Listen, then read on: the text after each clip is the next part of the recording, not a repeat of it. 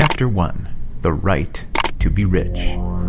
Whatever may be said in praise of poverty, the fact remains that it is not possible to live a really complete or successful life unless one is rich. No man can rise to his greatest possible height in talent or soul development unless he has plenty of money. For to unfold the soul and to develop talent, he must have many things to use, and he cannot have these things unless he has money to buy them. A man develops in mind, soul, and body by making use of things, and society is so organized that man must have money in order to become the possessor of things. Therefore, the basis of all advancement for man must be the science of getting rich. The object of all life is development, and everything that lives has an inalienable right to all the development it is capable of attaining. Man's right to life means his right to have the free and unrestricted use of all the things which may be necessary to his fullest mental, spiritual, and physical unfoldment, or, in other words, his right to be rich. In this book, I shall not speak of riches in a figurative way. To be really rich does not mean to be satisfied or contented with a little. No man ought to be satisfied with a little if he is capable of using and enjoying more. The purpose of nature is the advancement and unfoldment of life, and every man should have all that can contribute to the power, elegance, beauty, and richness of life. To be content with less is sinful. The man who owns all he wants for the living of all the life he is capable of living is rich, and no man who has not plenty of money can have all he wants.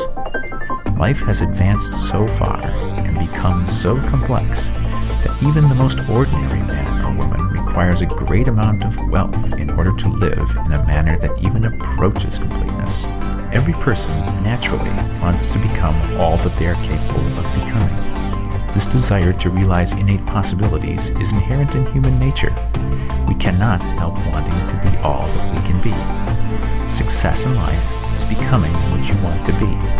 You can become what you want to be only by making use of things, and you can only have the free use of things only as you become rich enough to buy them. To understand the science of getting rich is therefore the most essential of all knowledge. There is nothing wrong in wanting to get rich. The desire for riches is really the desire for a richer, fuller, and more abundant life. And that desire is praiseworthy. The man who does not desire to live more abundantly is abnormal, and so the man who does not desire to have money enough to buy all he wants is abnormal. There are three motives for which we live. We live for the body, we live for the mind, and we live for the soul. No one of these is better or holier than the other. All are alike desirable, and no one of the three, body, mind, or soul, can live fully if either of the others is cut short of full life and expression. It is not right or noble to live only for the soul and deny mind or body, and it is wrong to live for the intellect and deny body or soul. We are all acquainted with the loathsome consequences of living for the body and denying both mind and soul, and we see that real life means the complete expression of all that man can give forth through body, mind, and soul. Whatever he can say, no man can be really happy or satisfied unless his body is living fully in every function, and unless the same is true of his mind and his soul. Wherever there is unexpressed possibility, or function not performed, there is unsatisfied desire. Desire is possibility seeking expression, or function seeking performance. Men cannot live fully in body without good food, comfortable clothing, and warm shelter, and without freedom from excessive toil. Rest and recreation are also necessary to his physical life. He cannot live fully in mind without books and time to study them, without opportunity for travel and observation, or without intellectual companionship. To live fully in mind, he must have intellectual recreations, and must surround himself with all the objects of art and beauty he is capable of using and appreciating. To live fully in soul, man must have love, and love is denied expression by poverty.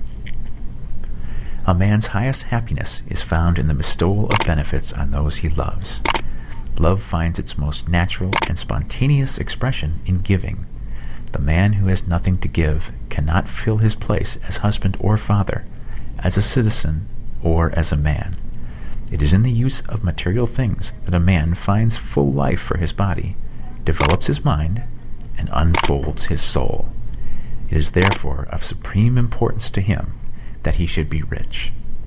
It is perfectly right that you should desire to be rich. If you are a normal man or woman, you cannot help doing so. It is perfectly right that you should give your best attention to the science of getting rich, for it is the noblest and most necessary of all studies. If you neglect this study, you are derelict in your duty to yourself, to God, and humanity, for you can render to God and humanity